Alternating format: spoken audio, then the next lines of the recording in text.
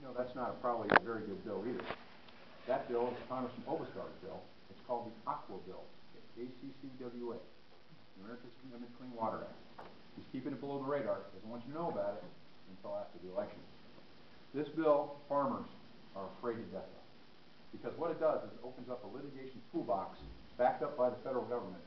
If you're a farmer, you know, and you have runoff of your farm that could, quote unquote, affect a stream or a puddle, well, guess what? The special interest group will come in, and then how are you going to fight it? You can't. So this has farmers and ranchers in particular concerned as well. Loggers, just to get back into the woods, to cross the vernal pond, they're going to need a federal permit to do it. It's a revenue generator, and it's controlled by the federal government, and the federal government has no business in our state matters. It actually flies in the face of our own state constitution that was enacted in 1995 that said that Minnesota will vigorously defend the waters of Minnesota against all entities. And interesting enough, everybody know Rukabina and Bach? Those guys actually made that law. So here's our state congressman actually flying in the face of our own state constitution, or federal congressman flying in the face of our own state constitution. We also know that putting a bureaucrat in between us and our doctors is not a very good thing. When it's going to take $500 billion away from medical Part D of Social Security, the only really one that was working, out of there as well. And then it's also going to take to limit the reimbursement 21.5% to the doctors that take care of our moms and dads. So it's going to be very difficult for our seniors to be able to find doctors or keep doctors.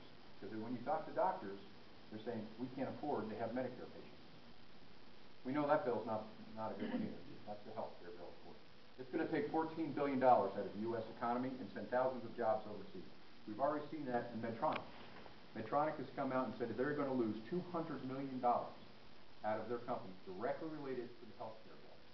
And guess where they're taking it out of? R&D. And what does Medtronic do best? R&D. Because they're the ones who create the great devices that keep us all alive.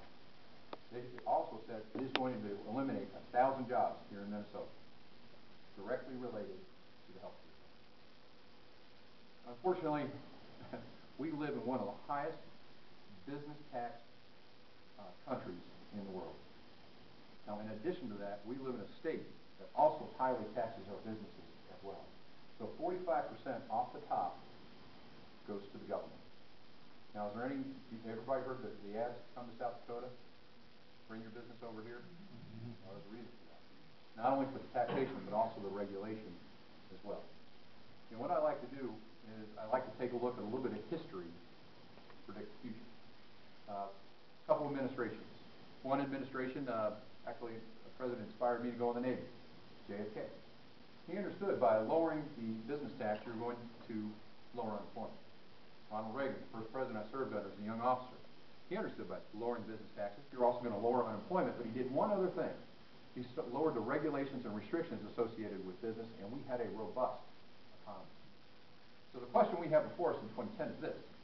Do we want to go to, have economies like under JFK and Ronald Reagan? Or do we want to go back to Jimmy Carter? Or Jimmy Carter on steroids, Barack Obama? That is the question. And I say that respectfully, but that's where we're going right now. So the question we have in 2010 is that, where do we see America? And what I'd like to do, too, is I'd like to step back for a second, and I'd like to take a look at the 8th District in a strategic point of view. And this is what I see in the 8th District. First off, it's God's country. Tourism. Everybody likes coming to the 8th District. We like snowmobiling. We like ATVing. We like the lawn, of course. We have an abundance of timber. We have farming. We have ranching and our dairy. We have taconite. We have two of the richest precious metal finds in the world in the 8th District. One is in White Lakes, Minnesota.